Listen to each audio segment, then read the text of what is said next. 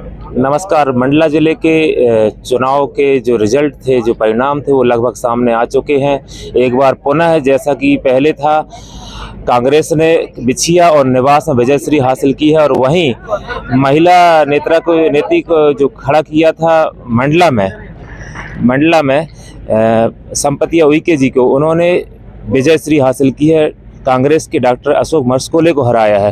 थोड़ा सा अनुभव हम जानने की कोशिश करते हैं कि क्या जीत का श्रेय वो किसको देंगी और कैसा लग रहा है उन्हें जीतने के बाद। संपति जी, जीत का श्रेय आप किसको देंगी?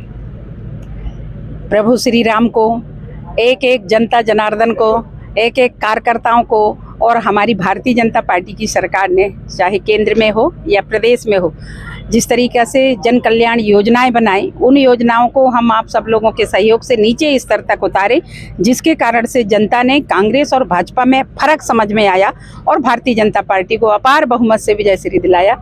मैं ऐसे देवतुल्य समस्त मतदाता बंधुओं को हृदय से आभार व्यक्त करती हूँ। एक एक अधिकारी कर्मचारियों को धन्यवाद देती हूँ, पुलिस विभाग को धन्यवाद देती हूँ, एक एक कार्यकर्ताओं को धन्यवाद देती हूँ, मीडिया के सभी बंधुओं को बहुत बहुत धन्यवाद देती हूँ कि बहुत शांतिपूर्वक पूरे मध्य प्रदेश में, पूरे राजस्थान में, पूरे छत्तीसगढ़ में बहुत अच्छे से शांतिप्रिय चुनाव हुए।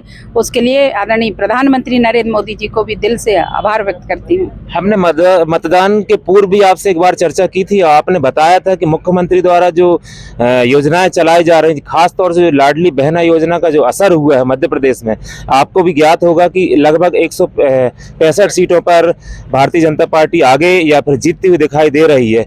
तो आप क्या कहना चाहती हैं कि ये लाडली बहना योजना का ही असर था क्या? ये लाडली बहन का चमत्कार है। लोग कह रहे थे कि ये बहुत ही कांटे का टक्कर है, पर मैं उन सभी देवी बहनों को मैं नमन करती हूँ कि जिन्होंने उस कांटे को एक एक चुन करके निकाले और 165 सीट भारतीय जनता पार्टी के झोली में डाले।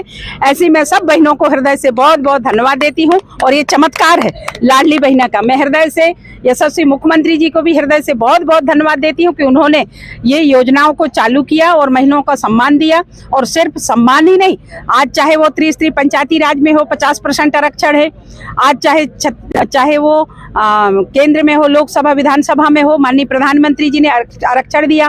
और जिस तरीके से भारतीय जनता पार्टी एक ऐसी पार्टी है जो मुझ जैसे साधारण कार्यकर्ता को आज राज्यसभा में पहुंचाया और मेरी एक छोटी सी कार्यकर्ता को आज विधानसभा के प्रत्याशी बनाया और पूरे बहनों ने, पूरे भाइयों ने एक लाडली बहनें समझ करके ऐतिहासिक जीत दिलाई। उसके लिए मैं सभी भाई बहनों को हृदय से बहुत बहुत आभार और धन्यवाद देती हूँ।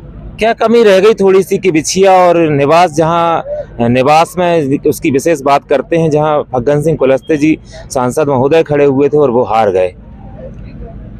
नहीं, हारने का तो खेद हमें भी है, पर जिस तरीके से हो सकता है चुनाव लड़ते समय कहीं ना कहीं छोटी मोटी चूक रह गई होगी, जिसके कारण अब ये जनादेश है, अब उसमें हम क्या कह सकते हैं। बहरहाल आपको बहुत बहुत बधाई और शुभकामनाएं आपको आपके आने वाले जीवन के लिए। आप मंडला के लिए कुछ ऐसा विशेष करके दिखाएं और जहां तक मैं देख पा रहा हूं, मैं ऐसा समझ पा रहा हूं कि मंडला जिले से एक मंत्री पुनः हमको प्राप्त होने वाला है।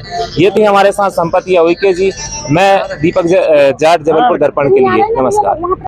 कृपया हमारे चैनल जबलपुर दर्पण जेडी न्यूज को सब्सक्राइब करें व आई बेल को दबाना न भूलें ताकि हम आपके लिए लगातार शहर से जुड़ी खबरें आप तक पहुंचाते रहें।